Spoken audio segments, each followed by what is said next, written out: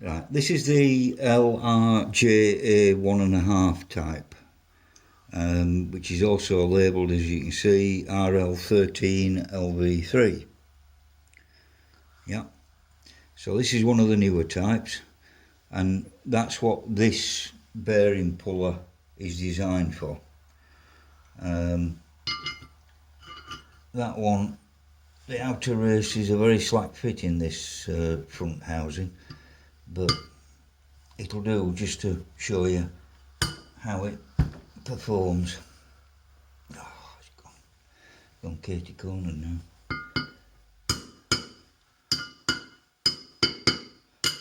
That's it.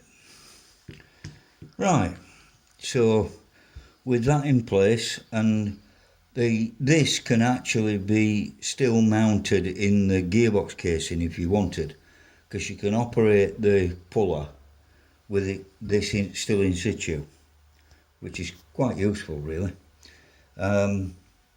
What you do with this is I should have shown you that before. This bearing has a taper on the bottom edge, and the bearing puller has quite a steep taper on the top edge, and the idea is to get that face underneath there so that it's grabbing on the taper, and you'll see when I put it together how it actually works. But it's a different principle to this other bearing, the original 5597, which this one has a groove for removal, which is really, it's a lot more convenient than this type of bearing, but hey ho. And we'll come to that in a little while anyway.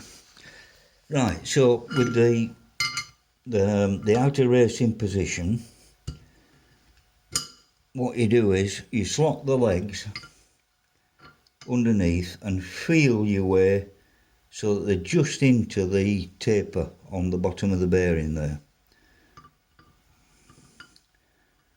And once those are in place, there should be sufficient room between these legs for you to be able to get the wedge in place, like that. And the wedge fits down, and the wedge is left proud of these surfaces, so that in order to crack the initial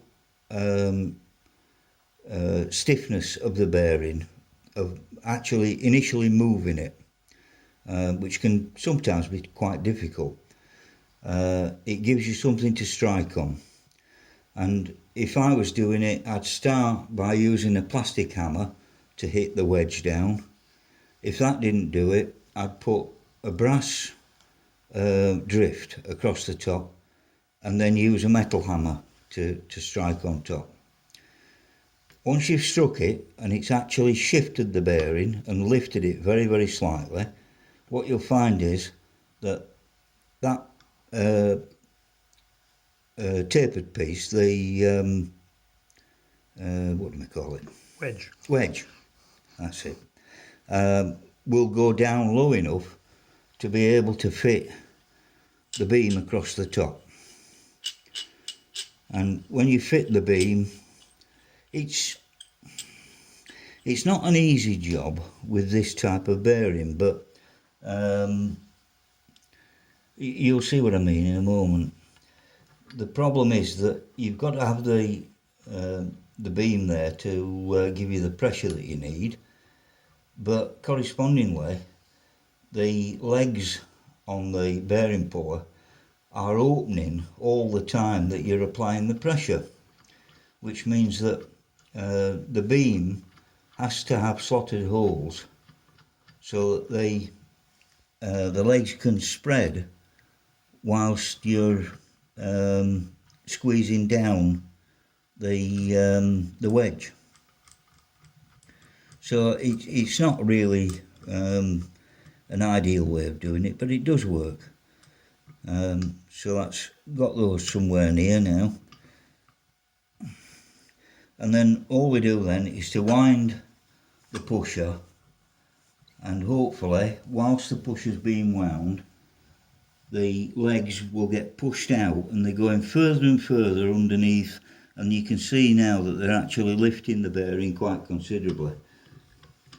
You'll reach a point when the first wedge has reached its maximum, which is there. We're onto the flat of the down the sides of the wedge instead of the slope, and it's done its job. So what you do then is you take out that first wedge,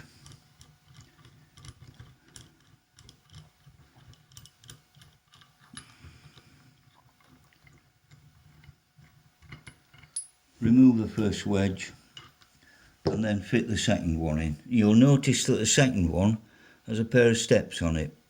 Those are the limit of the travel, and as you're tightening the beam down, you'll actually feel when that limit's met, and you don't tighten any more than that. The limit is there, it's designed to stop the 2 feet on the puller going out too far and wedging on the recess for the bearing. If you squeeze those feet out too far, as the feet come out, they're gradually going to grip on the surface of this. So you lose effort doing that, and it doesn't do the housing for the bearing much good either when it's got scrape marks up it. So that step is there in order to stop over tightening, if you like, and the legs from scraping up the side as the bearing's pulled out. So having got that again hand tightened down on these small nuts, no more. In fact, it's better off sort of quarter of a turn backwards from contact like that, just to allow it so that these legs can spread as you're pushing down. And then it's a further squeeze with this, and again you can see that the thing is working its way down, and then we come to the stop position. You can feel it there, and all it's taking is hand pressure to reach that stop position on this one, because it is loose, as I say. You might need to spanner it with an outer that's slightly tighter than that. Then to finish it off, then I mean you're well out now with the bearing, it's well out of place. And what I do is simply to get a plastic head hammer and just hit the wedge with the plastic head from the centre, and it'll pop the thing straight out. And that's it, you've got it left in your hand and job's a good one.